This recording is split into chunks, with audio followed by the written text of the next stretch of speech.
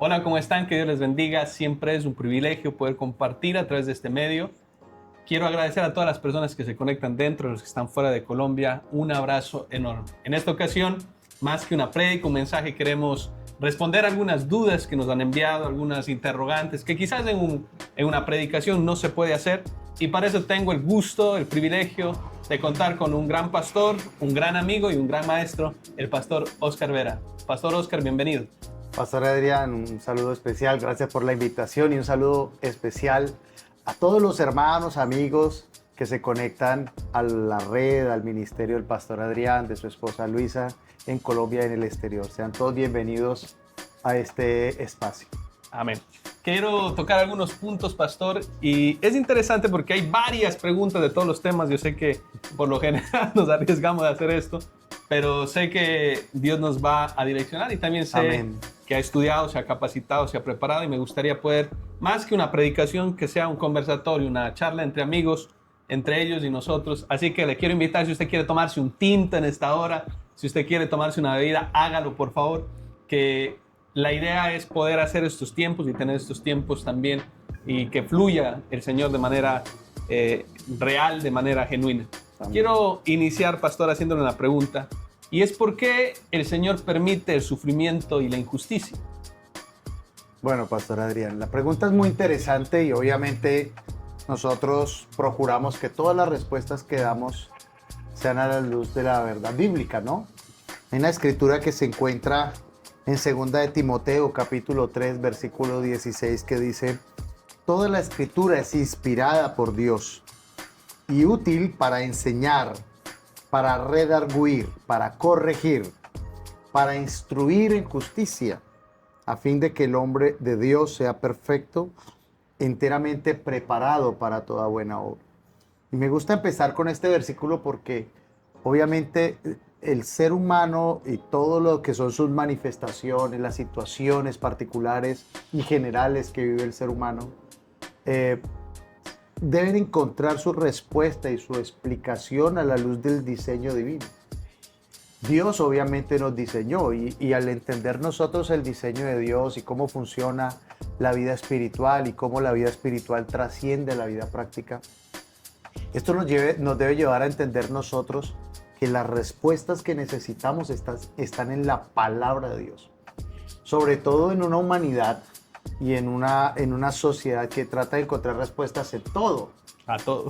Y a todo, pero en fuentes equivocadas. Se busca en las religiones, se busca en el doctor Google. Por ejemplo, a una persona le duele algo y ya, ¿por qué me duele la espalda? La inteligencia artificial. La inteligencia artificial actualmente.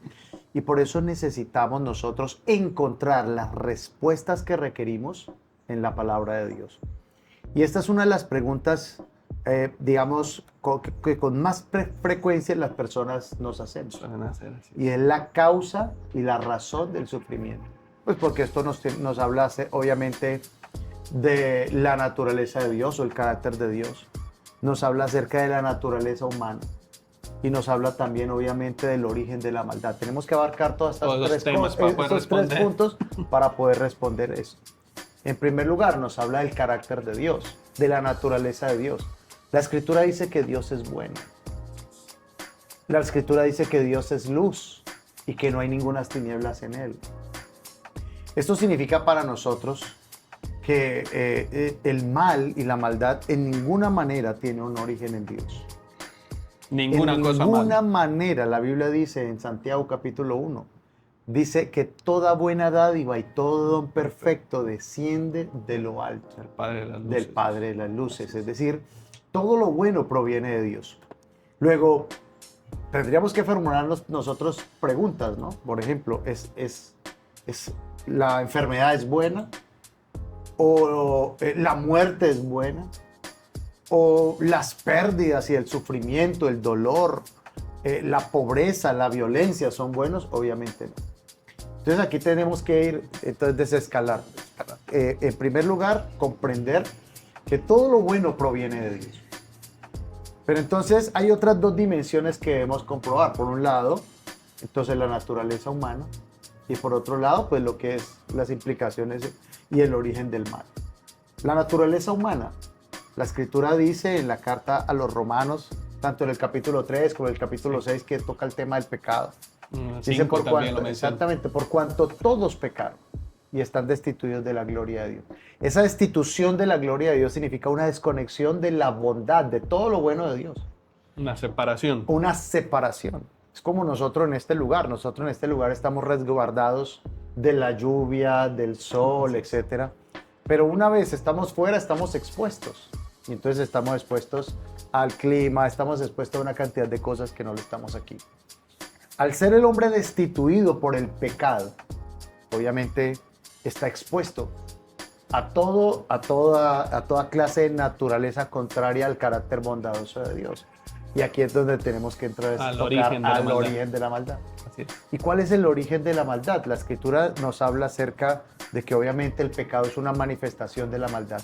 Pero la Biblia nos habla del origen de la maldad en un ser que para nosotros 5:12 lo menciona. Exactamente, que para nosotros es llamado diablo, Satanás, los judíos lo llaman Oxatán, que significa en otras palabras el adversario, el enemigo. Por eso los creyentes hablamos del enemigo. El enemigo sabe y el diablo sabe que no puede contra Dios. Y por eso el diablo ha enfocado todas sus baterías, a todo su arsenal contra la creación de Dios. Contra la creación, digamos, podríamos decirlo en un sentido práctico más perfecta, que es el hombre. Perfecto en el sentido en que el hombre es el único que fue diseñado para tener comunión con Dios. Fíjate que se le ha dado el privilegio también de arrepentirse y de buscarlo. Es correcto. Fíjate que las plantas, por ejemplo, no pueden tener comunión con Dios. Los animales no pueden tener comunión con Dios. Por eso hablamos de que el hombre fue el único creado a imagen y semejanza de Dios. Sí. Entonces el diablo, al no poder destruir a Dios, obviamente porque Él es omnipotente, su gloria llena los cielos, la tierra. Entonces el diablo se levanta contra la creación y más perfecta creación que somos nosotros.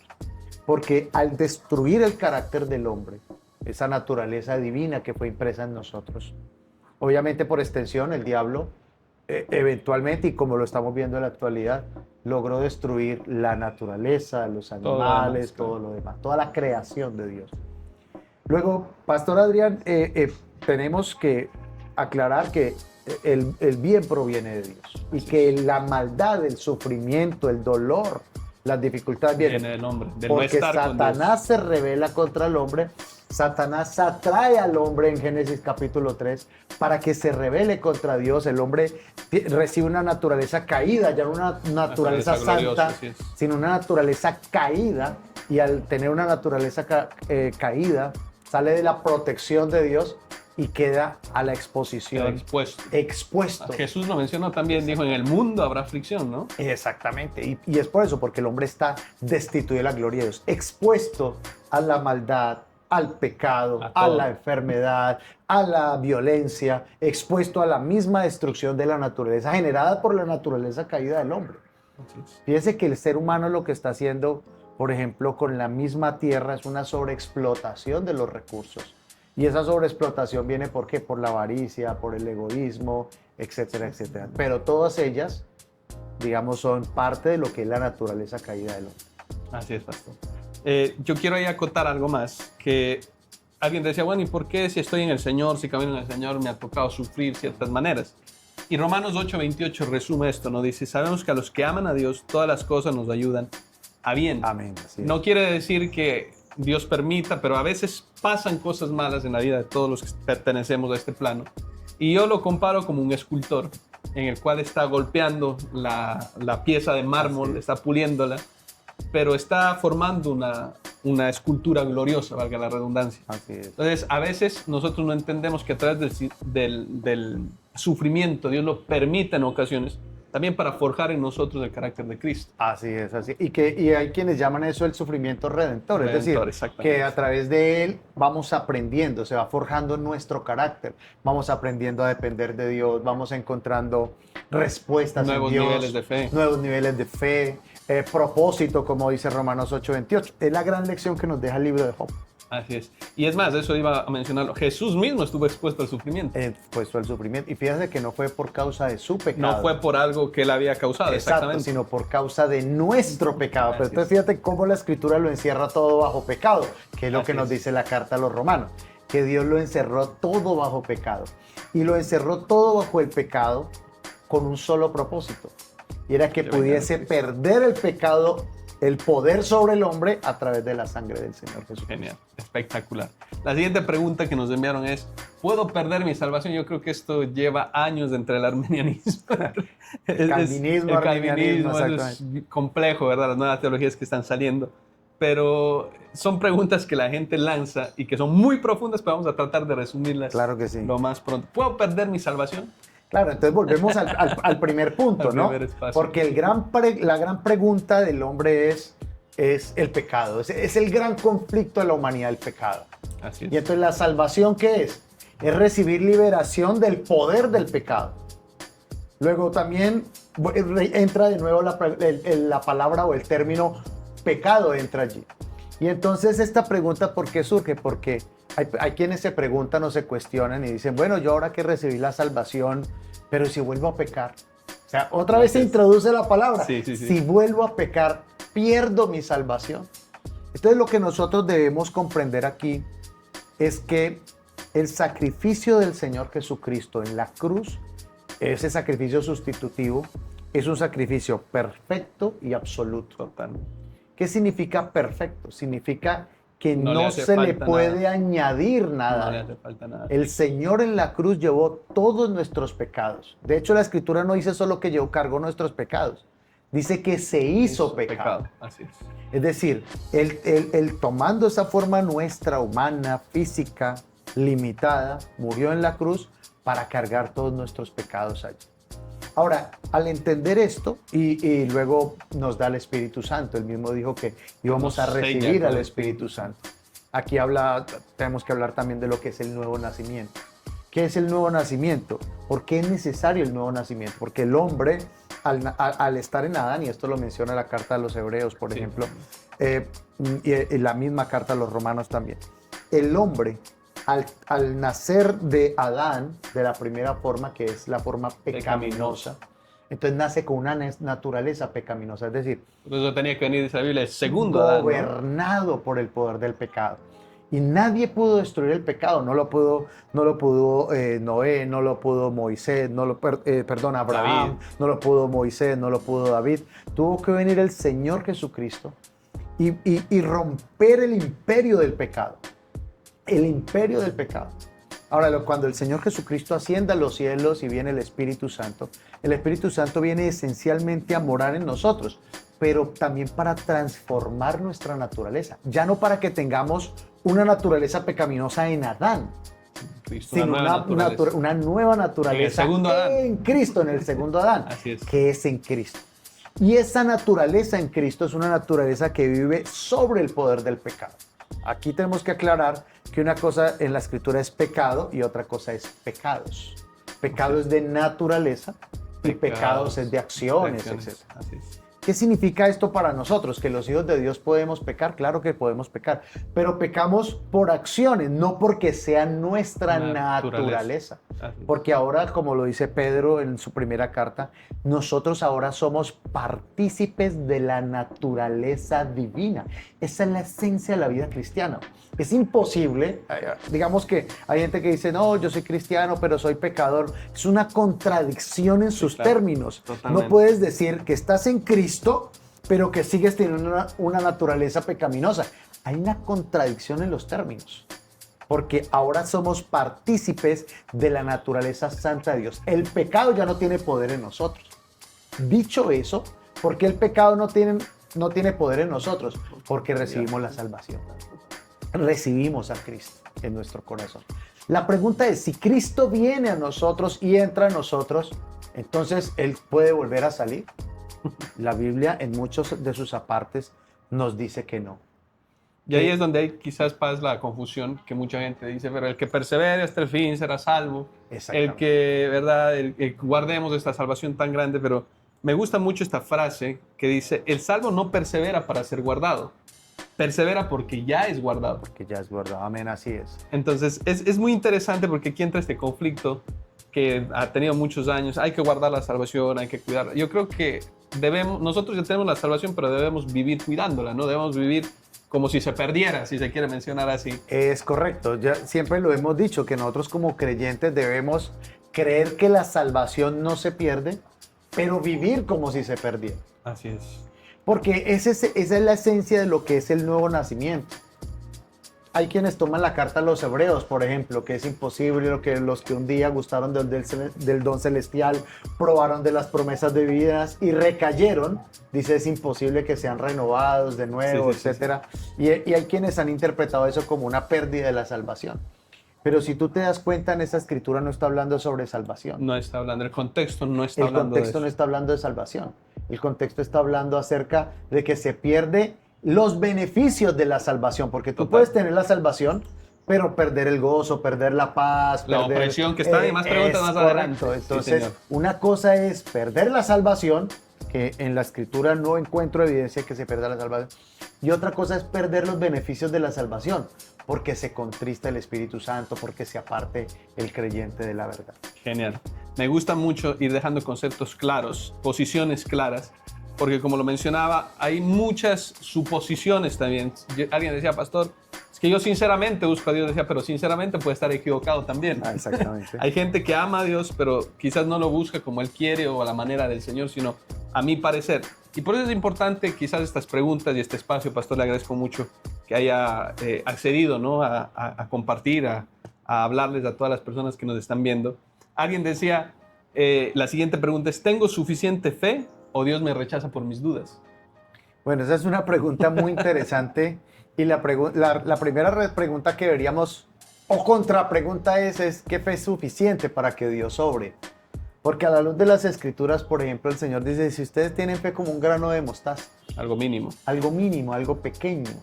O sea, en la Escritura encontramos que no se requiere una gran fe para que se produzcan grandes cosas. El Señor dice, si tienes fe, como un grano de mostaza. Y también ahí entre el pasaje, a todos se nos ha dado una medida de fe, ¿no? Una medida para de que fe. nadie tenga excusa el día de mañana de decir, correcto. yo no tengo fe para recibir a Cristo. Así es, que cada uno debe desarrollar la fe. Dicho eso, alguien preguntaba en una ocasión, yo tengo dudas con relación a Dios, con relación al propósito, con relación al amor de Dios. Y siempre he respondido que está bien tener dudas. Claro. En la Escritura encontramos hombres que tuvieron muchas inquietudes y que no recibieron todas las respuestas. Nosotros encontramos, por ejemplo, a un Moisés lleno de dudas en muchos momentos y en muchos episodios de su vida. De hecho, uno de los grandes, digamos, de las causas que hizo que Moisés no entrara a la tierra prometida fue a causa de sus dudas. Cuando el Señor le dijo, háblale a la roca, y él no le habló, sino la golpeó. Y no solo la golpeó una vez, la golpeó 2 veces. Encontramos al mismo David, que en sus salmos expresa muchas de sus dudas. Encontramos al mismo Jeremías, uno de los grandes profetas, que a causa de su aflicción y su sufrimiento se preguntó en algunos momentos si su llamado valía la pena cumplirlo. Juan el Bautista. Juan el Bautista, cuando envía a preguntar al Señor, ¿realmente ¿eres tú el que habría de venir o esperamos a otro? Sí, claro. Y hasta el mismo Señor Jesús, que en una de las últimas palabras que dijo estando en la cruz, dijo, Padre, ¿por qué me has desamparado? El mismo Señor Jesucristo en esa situación expresó una pregunta, y las preguntas pues siempre lo que reflejan es dudas. Ahora, obviamente Dios es un Dios misericordioso. ¿Qué significa esto? Significa que Dios entiende nuestra naturaleza y entiende que nuestro conocimiento y nuestro entendimiento es finito. Es limitado, claro. Es limitado. Él es un Dios infinito y nosotros, nuestra mente es finita.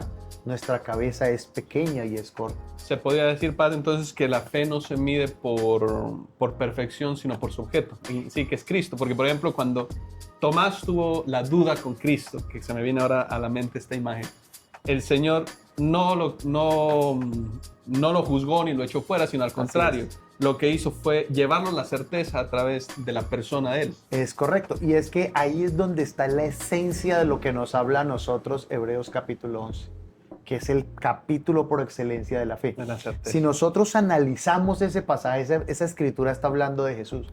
Sí, total. Jesús es la certeza de lo que se espera y la convicción de lo que no se ve. Es Jesús. Luego obviamente hay tipos de fe, ¿no? Hay fe para ser salvos, hay fe para ser sanados, hay fe para ver milagros, Niveles etcétera. de fe, Hay sí. niveles de fe, etcétera, Yo etcétera. en una ocasión les comento aquí, le decía a mi esposa, ¿cómo no entiendo por qué tengo fe para ver milagros, ver que se regenere un órgano, de que crezca una pierna, de que ocurran cosas y me falta fe en la parte económica? Les decía a mi esposa, Exactamente. no entiendo por qué esa es mi lucha. Exacto, porque hay fe para todo, hay diferentes clases de fe. Hay gente que desata fe, por ejemplo, para finanzas, pero no desata fe para sanidad. Hay gente que desata fe para sanidad, pero no desata fe para finanzas o para salvación. Hay gente que desata fe para finanzas, para sanidad, no les duele un pelo, les va muy bien en sus negocios, pero no creen en la salvación.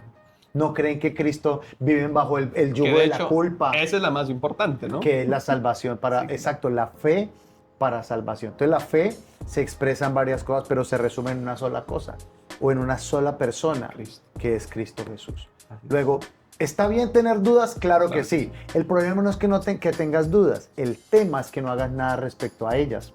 Así es. El Señor Jesucristo dijo, cuando la gente dudó en algún momento, le dijo, escudriñen las Escrituras, porque ustedes creen que en ellas tienen la vida eterna y ellas son las que dan testimonio de mí. Luego, si tú tienes fe, dudas en tu salvación, en el perdón de tus pecados, en tu sanidad, en tu vida financiera, en tu vida familiar, escudriña las Escrituras y encuentra a Jesús en ellas, porque en ellas es que tu fe se va a desarrollar. Genial, pastor. Me gusta mucho. La siguiente pregunta dice, ¿qué pasa con quienes nunca escucharon el Evangelio? Bueno, esa es una gran pregunta también que ha surgido en muchas ocasiones y que obviamente los escépticos al Evangelio dicen, bueno, pero ¿cómo es posible que si ustedes dicen que solo a través de la salvación, Solo a través de recibir solo a a través Cristo. de Cristo se puede recibir la salvación?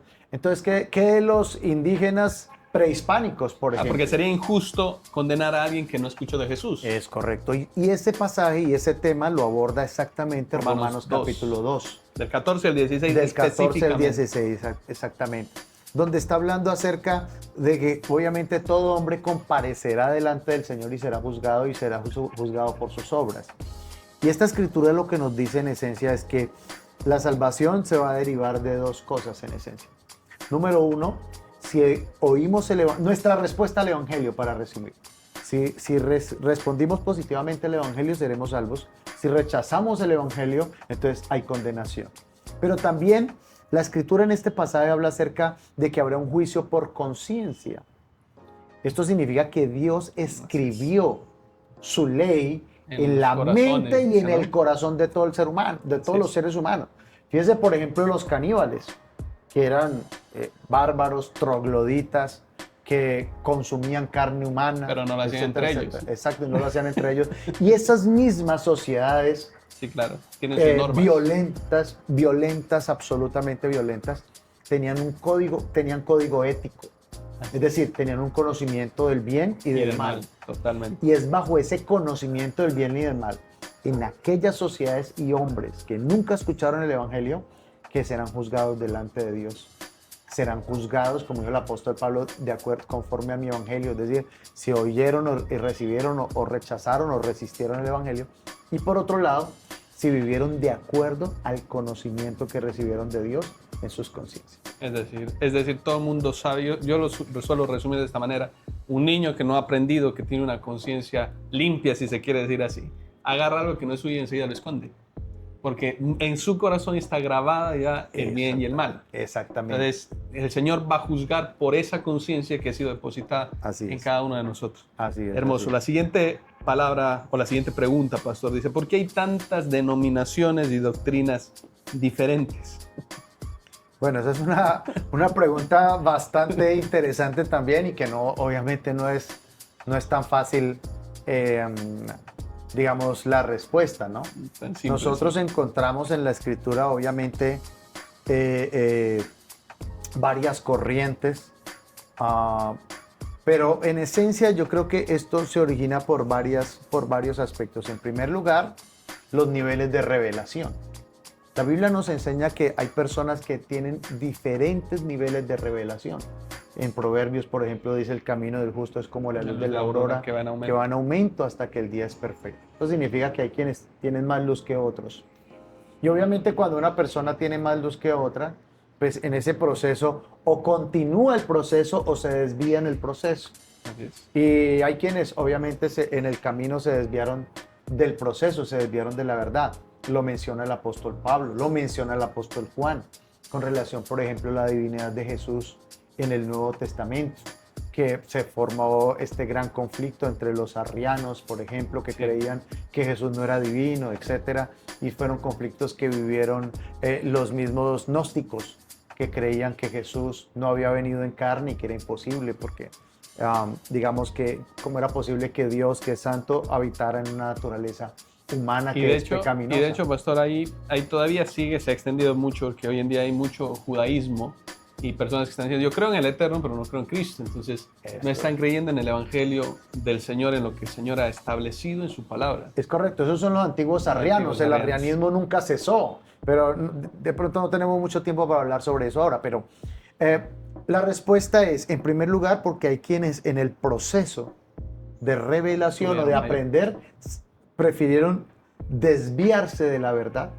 que abrazar la verdad. Eso por un lado. Y entonces, digamos, aquí tenemos que hablar de la naturaleza humana también. Y es que en la naturaleza humana para muchas personas es más fácil desviarse de la verdad que someterse a ellas. Tenemos, por ejemplo, la historia de Enrique VIII, ¿no? Enrique VIII era un rey de Inglaterra que por la fe que había abrazado, que era la fe católica, él sabía que no podía divorciarse y casarse. Entonces Enrique VIII se enamora de una mujer, se separa de su esposa, se enamora de una mujer y decide casarse. Pero la iglesia entonces le dice, no lo puedes hacer porque la escritura lo contradice. Entonces él hace una de las decisiones más curiosas de la historia, y es crear su propia religión. Y ahí es cuando nace el anglicanismo. Y entonces para él fue más fácil cambiar la religión, cambiar la doctrina que cambiar su conducta. Y aquí es donde, por eso decía que tenemos que hablar de la naturaleza humana. Listo, pastor, muchísimas gracias. Hay otra pregunta que dice, ¿es la Biblia confiable o ha sido alterada? Muchos hablan ahora de las traducciones y todo eso, entonces es muy interesante esta pregunta. ¿Es la Biblia confiable o ha sido alterada? Bueno, con relación a eso tengo que volver a citar 2 de Timoteo capítulo 3, donde dice, toda la escritura es inspirada. Esa palabra inspirada, lo que significa para nosotros es que fue traída no por voluntad humana, sino traída por la voluntad de Dios, porque Dios quería y anhelaba que nosotros le conociéramos. La mejor forma, digamos que hay una revelación general de la existencia de Dios, que es el universo, la creación entera, la perfección que rodea la creación. Y por otro hay una revelación especial, dada a través de la escritura y de la palabra. Dicho eso, en el proceso de formación de la escritura, desde el libro más antiguo, que es el libro de Job, hasta el último libro escrito, que es el libro de Juan, Apocalipsis, más o menos por el siglo 100 después de Cristo, nosotros encontramos que este periodo de escritura, que fue más o menos un periodo de unos 1500 años, escrito en diferentes continentes, Asia, África, Europa, escrito por hombres, más de 40 autores, en diferentes reyes, formaciones teológicas, académicas, etcétera. Y aún así esta escritura, con todas esas características, diferentes tiempos, culturas, etcétera, mantienen una uniformidad, mantienen una coherencia en su mensaje, una coherencia en su propósito, que ya nos habla del carácter sobrenatural de la escritura. Número 1. Número 2, por la influencia misma de la escritura. Ningún otro libro ha sido tan influyente como la Biblia. Ha transformado tantas vidas, ha influido en tantas manifestaciones humanas como la escritura. Y número 3, ningún otro libro tan antiguo como la Biblia tiene tantas referencias o evidencias más bien arqueológicas como la Biblia. ¿Y hallazgos arqueológicos, por ejemplo, grandes historiadores no cristianos? Aquí estamos hablando de no cristianos. Sí, claro, porque, como Flavio Josefo, por exacto, ejemplo. Por ejemplo, tenemos a Justino Mártir, el primero de los historiadores bíblicos o cristianos, pero también tenemos historiadores como Tácito, como Flavio Josefo, que escribieron acerca de la Escritura. De hecho, hay más de 5.800 hallazgos o textos antiguos en griego, en arameo, en el mismo hebreo también, referencias de la Biblia.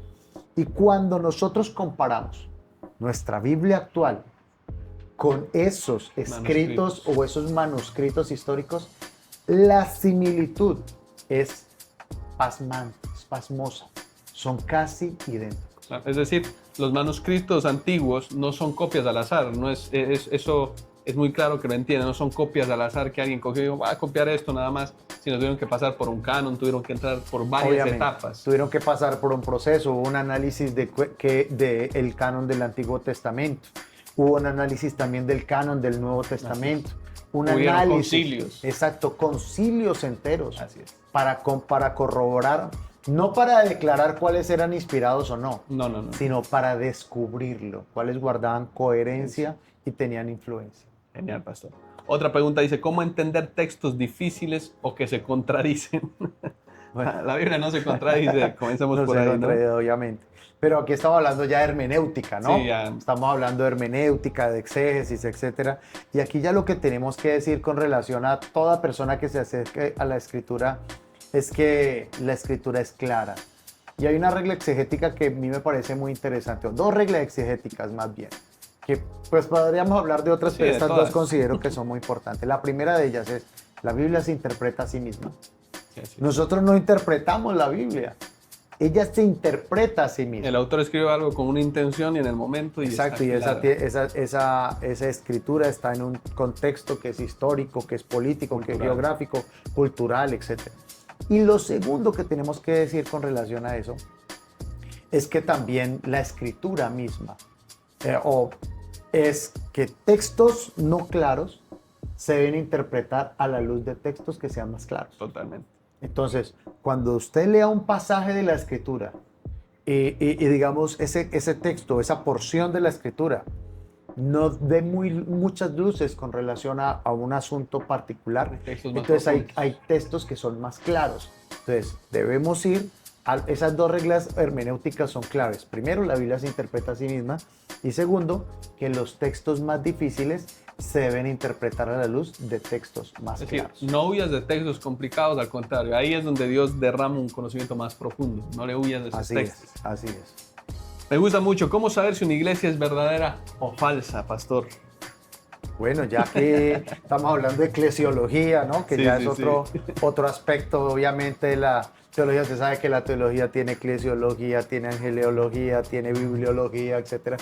Y aquí estamos hablando de eclesiología. Me gusta entender que podamos nosotros comprender lo que significa el término iglesia o eclesia, ¿no? Que significaba los llamados afuera con un propósito.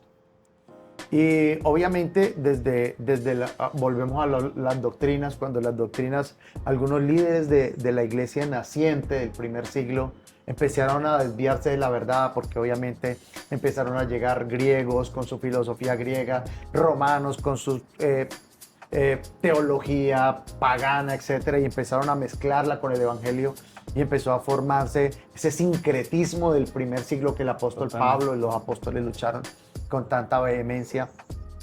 Es aquí donde nosotros tenemos que ver el espíritu que enseñaron los apóstoles. ¿Y cuál fue el espíritu que enseñaron los apóstoles? Yo encuentro 4 puntos claves para descubrir que es una iglesia de sana doctrina. De hecho, actualmente estoy trabajando en un curso sobre cómo descubrir una iglesia de sana doctrina, digamos con algún material bibliográfico, etc. Y encuentro 4 cosas. Número 1, debe ser una iglesia teológicamente correcta. Esto significa que se crea lo correcto sobre Dios. Si alguien anuncia, dice Gálatas 1, 8, 9, si alguien anuncia un evangelio diferente, ¿no? Es correcto. Pero aquí ya estamos hablando del punto número 2. Pero el punto número 1 es que tenga una teología correcta, es decir, que crea lo que enseña la Escritura. Padre, Hijo y Espíritu Santo. Es decir, una iglesia sana doctrina es una iglesia, digamos, que enseña la Trinidad, las iglesias trinitarias. Las iglesias unitarias, como por ejemplo lo son los testigos de Jehová, por ejemplo, los mismos judíos mesiánicos que no creen en Cristo, Sí, y aquí ya tendremos que hablar del punto número 2. Pero primero, que sea De sana doctrina. teológicamente correcta. Número 2, que sea bibliocéntrica. Hay quienes dicen que ese es el punto número 1, pero Sí. el orden de los factores no altera Yo el tengo producto. 3 puntos, de hecho. Exacto.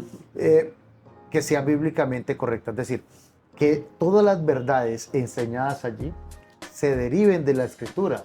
Y si profundizamos un poquito más, que se deriven esencialmente del Nuevo Testamento. Porque nosotros no somos Israel. Nosotros no somos la nación de Israel, nosotros somos la iglesia. Y el Nuevo Testamento, pues esencialmente, toda la Escritura es para nosotros. Y nos da enseñanza, nos da revelación, etc. Pero el propósito para nosotros se encuentra revelado en el Nuevo Testamento. Entonces, que sea bibliocéntrica. Número 3, que sea cristocéntrica. Es decir, que enseñe la suficiencia de Cristo, su sacrificio en la cruz, la suficiencia de su sangre para perdonar nuestros pecados, para renovar nuestra naturaleza, lo que estábamos hablando al comienzo. Y también, obviamente, que enseñe que Cristo es Dios. Aquí estamos hablando del punto número 1, ¿no? Sí, porque el mesianismo no enseña. De hecho, el mesianismo está tomando mucha fuerza en nuestra sociedad. Está tomando muchísima fuerza.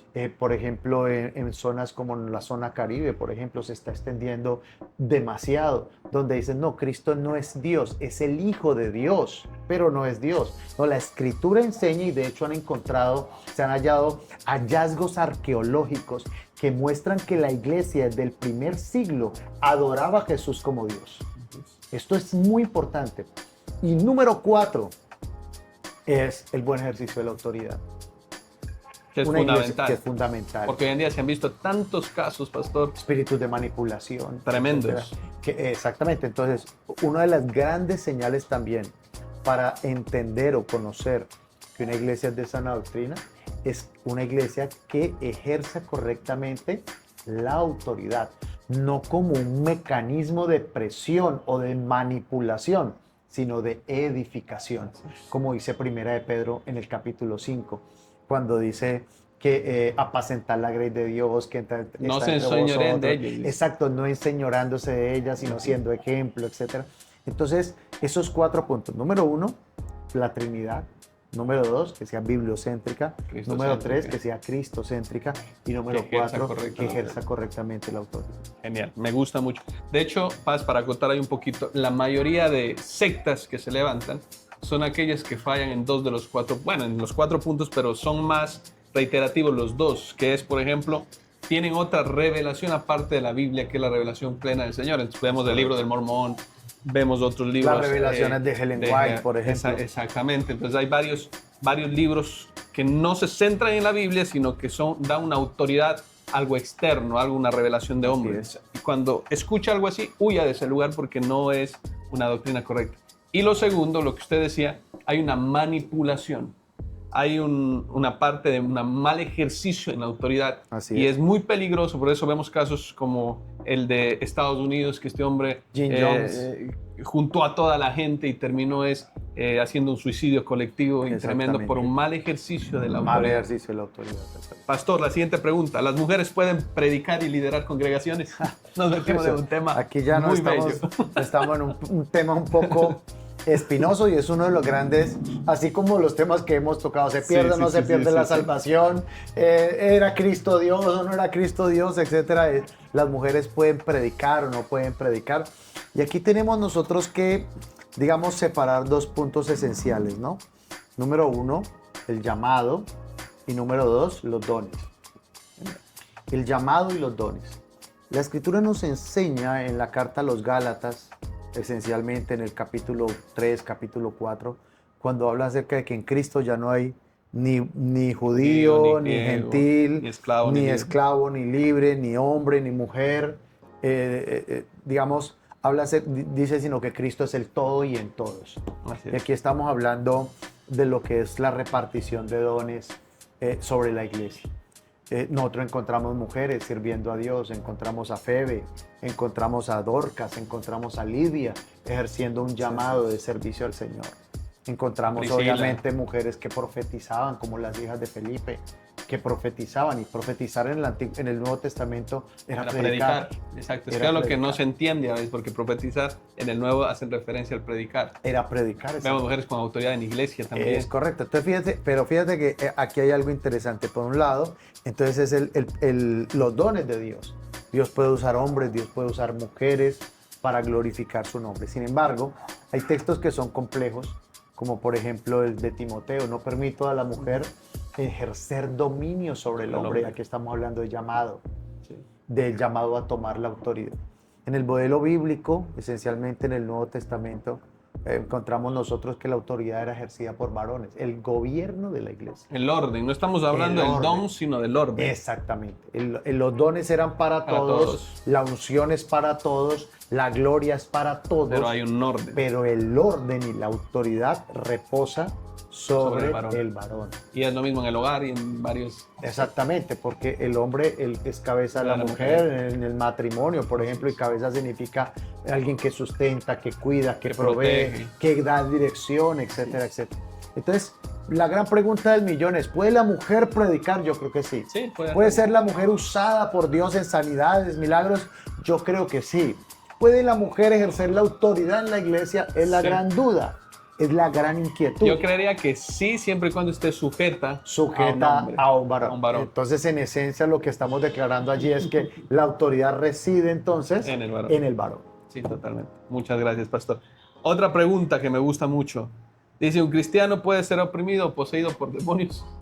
Bueno, aquí hay un tema bastante interesante, y volvemos al punto que iniciamos, y es sobre naturaleza.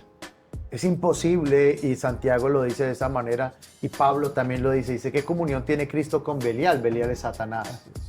La luz con las tinieblas. Santiago dice, por ejemplo, que de una misma fuente no puede brotar agua dulce y agua amarga. Esto significa para nosotros que si tenemos la naturaleza de Dios en nosotros, tenemos a Cristo, tenemos al Espíritu Santo, es imposible que un creyente sea poseído por un demonio. Si es poseído por un demonio es porque no es creyente. Porque la casa está deshabitada. Exactamente, no ha nacido de nuevo. Fue tal vez liberado en algún momento, su vida cambió. Yo siempre he dicho que no solo en el Evangelio se cambian vidas. Así es. En muchos ámbitos, narcóticos anónimos, alcohólicos anónimos, religiones, sectas también cambian vidas, transforman vidas. Tenemos el caso de este movimiento, la cienciología, que cambia vidas alrededor del mundo, etcétera, etcétera. Pero no significa, no transforman la naturaleza, que solo lo hace Cristo. Dicho eso, entonces, ¿un cristiano puede ser poseído? No, si ha nacido de nuevo en Cristo. Pero puede ser oprimido. Así es. ¿Y qué significa oprimido? Pues la Biblia dice que Satanás se levanta contra nosotros, dice que el diablo desciende con gran ira. La Escritura dice que el diablo tienta, la Escritura dice que el diablo se opone, etcétera, etcétera, y eso es una opresión. Es una adversidad que se experimenta eventualmente en Cristo, digamos, en la fe, y que puede ser externa, obra de afuera hacia adentro. Así es. Pero nunca de adentro hacia afuera. Genial, genial. De hecho, pastor, para acotar algo ahí, cuando Pedro está hablando de los perros, cuando está hablando, se les decía a los falsos profetas, se les decía a la gente que no practicaba una sana doctrina. Y él usa un ejemplo un poquito fuerte, ¿sí? Que es de la puerca lavada. Habla de una limpieza externa, pero también habla de una limpieza interna. Que esta persona fue internamente aparentemente limpia, pero no cambió su naturaleza. Entonces es muy importante mencionar esto. Y el mismo apóstol Juan dice que muchos se insertan en la iglesia sin nacer de nuevo. De hecho, la misma historia de la iglesia, cuando Constantino menciona o nombra el cristianismo como la iglesia oficial del imperio, y digamos que una de las puertas de entrada al evangelio era el bautismo. Entonces muchos paganos se bautizaban para entrar oficialmente y declararse cristianos, pero obviamente eran hombres que no habían nacido de nuevo. Y esos fueron los que desviaron a la iglesia del camino de la sana doctrina. Genial. ¿Puede un cristiano participar en política? Hay dos preguntas más. Esta es una y sigue una y terminamos, pastor. ¿Puede un cristiano participar en política? Bueno, nos estamos acercando también a la época electoral, ¿no? Por eso justamente. Estamos a las puertas de la época electoral. Y es una pregunta que se convierte en muy recurrente, ¿no? Porque hay gente que se levanta, pastor, y los cristianos no pueden meterse en política, por ejemplo. Exactamente. Y aclaro, no es nuestra intención, no tenemos ningún partido, no queremos hacerlo, sino es una pregunta que le están haciendo. Sí, así es, ¿no? Y desde el punto de vista, digamos, teológico, ¿sí? Nosotros somos hombres y mujeres de reino. Totalmente. Sabemos que este mundo está en decadencia, sabemos que este mundo está perdido y solo Cristo puede salvarlo. Y que este mundo será solo transformado por Cristo en su venida, ¿ya? Entonces, nosotros somos hombres y mujeres de reino y entendemos que ningún político, ni un presidente, ni un consejo cristiano, etcétera, etcétera, puede transformar una sociedad en su naturaleza. Así es. Sí, en sus resultados. No está Cristo, sí, claro. Porque tenemos hechos como el del Salvador, como la misma Bucaramanga, que está teniendo cambios a nivel de seguridad, a nivel de reducción en el consumo, la criminalidad, etcétera, a causa de que hay hombres temerosos de Dios que gobiernan. Así es. Pero teológicamente pueden, digamos, calmar o apaciguar un poco la sociedad, pero sigue habiendo hurto, sigue habiendo maldad, siempre va a haber, porque es un asunto de naturaleza. Entonces, teológicamente, el mundo no va a cambiar, solo cambiará por Cristo en su venida. Ahora, desde el punto de vista práctico y de lo que somos nosotros como ciudadanos, etcétera, obviamente nosotros como cristianos tenemos una responsabilidad civil, tenemos una responsabilidad social. No en vano la Biblia habla del cuidado de los pobres, del cuidado de los desvalidos, habla acerca de un orden en la sociedad. No en vano el apóstol Pablo dice: sométanse al rey, respeten las autoridades. Es decir, está hablando de la responsabilidad social que trae consigo. Es más, Daniel, José sirvieron en imperios paganos también. Sirvieron en imperios paganos. Aquí el punto es, digamos, la gran corriente que ha surgido en las últimas décadas, y es la visión de reyes y sacerdotes. La visión de reyes, es decir, de hombres que han sido llamados a gobernar, a servir a la sociedad, a hacer una labor social, a testificar en diferentes ambientes, en diferentes ámbitos. Tenemos, por ejemplo, en los Estados Unidos el pastor Martin Luther King, que era un pastor, servía a Dios y ejerció, digamos, el llamado. Es decir, en algún momento se levantan hombres de Dios para proclamar el evangelio en ciertas esferas de la sociedad, especialmente la política. Y están los sacerdotes, que son los hombres que son llamados para servir a Dios, predicar el evangelio, etcétera, etcétera. ¿Dónde radica el problema, Pastor Adrián? En mi opinión, que se mezclen las cosas. Sí, claro. ¿Por qué? Porque el evangelio no puede ser un instrumento de manipulación, volvemos al punto anterior. ¿Para qué? Para atrapar votos. Sí, periglesia. De hecho, todos se hacen cristianos en tiempo de campaña. En época electoral. De hecho, el pastor Andrés Corson, ahora que tuvimos hace poco, pues la historia triste del senador Miguel Uribe. Él dice que en algún momento conoció a Miguel Uribe y que Miguel Uribe pidió ir a su iglesia. Y él le dijo: pastor, yo voy a ser muy franco con usted, yo no vengo a decir que soy cristiano, yo vengo por votos. Miguel lo tenía muy claro. Decía: yo no vengo a simular que soy cristiano, mi propósito es conseguir votos. El problema es ese, claro. Es cuando, y hay una gran historia en el Antiguo Testamento, en el libro de los jueces, si no estoy mal, de la historia del olivo y la zarza. ¿Recuerdas esa historia? Claro. Y el olivo dice: ¿cómo voy a dejar yo mi aceite, mi unción, mi llamado que perfuma a los reyes, a los sacerdotes, por ir a gobernar entre los árboles? Pero la zarza fue la que tomó el poder al final. Y de ahí se deriva eso, que si nosotros tenemos un llamado para servir a Dios, no debemos usarlo en otro propósito. Hay hombres a quienes Dios llama para que le sirvan a Él. Y hay hombres que Dios llama para que sirvan a la sociedad y a gobernar. Y está bien. Y ambos llamados está bien. En mi opinión, lo que no es correcto es mezclarlos. Correctamente. Totalmente de acuerdo. Última pregunta, pastor, y acabamos con este tiempo que espero haya sido de bendición grande para ustedes. ¿Está permitido el consumo moderado de alcohol o entretenimiento secular? Bueno, esa es una pregunta también. La libertad cristiana no es licencia para tropezar, ¿no? Es correcto. El apóstol Pablo dijo: todo me es lícito, pero no todo conviene. Entonces aquí es donde, digamos, la madurez, la formación, el carácter del creyente es donde salta a la luz. Nosotros como creyentes, en primer lugar, debemos desarrollar discernimiento. Por ejemplo, en los espacios donde donde tú vas a disfrutar de ciertas cosas. Por ejemplo, Pablo le dijo a Timoteo, Puedes tomarte una copita toma un poco de vino. Jesús convirtió Alguien me el dijo, vino. pastor, mire esta copita de vino que me estoy tomando. Exactamente. El mismo Señor Jesucristo convirtió el agua en vino en un matrimonio. El mismo Señor Jesucristo dice que de él se decía que era comilón y bebedor de vino. Sí. Eso significa que Jesús bebía vino, pero con moderación. Todo está en la moderación, número uno. En los extremos, ¿no? No Exactamente. Si vas a tomar un vino para un brindis con tu esposa, con tu familia, una celebración familiar, está bien, desde que lo hagas con moderación. Y también desde que no sea tropiezo para otros, como dice la Biblia. Que no seas tropiezo para otro. Y aquí es donde entra el aspecto número 2. ¿Cuándo eres tropiezo para ellos? En el espacio, el ambiente en el que lo haces, el lugar donde lo haces. Porque si te tomas un vino en una cena con tu familia, con tus seres queridos, pero si lo haces en un bar, sí, claro, en una taberna, ahí es cuando tu hermano tropieza. Y tu hermano no va a tropezar por causa del vino o de la cerveza que te tomas, por causa de tu testimonio, sino por causa del lugar donde lo estás haciendo. Total. Entonces, esto es una respuesta cultural, ¿no? Por ejemplo, para nosotros, para algunas personas es pecaminoso tomarse una cerveza. Pero, España, por ejemplo, no. En Alemania no. En España tampoco, ¿no? En vino. Exactamente, los españoles toman más vino. En Alemania la cerveza es una cultura. Es una cultura. De hecho, es en la zona de los bávaros donde se cree que se inventó, se descubrió la cerveza. Entonces, número 1, moderación.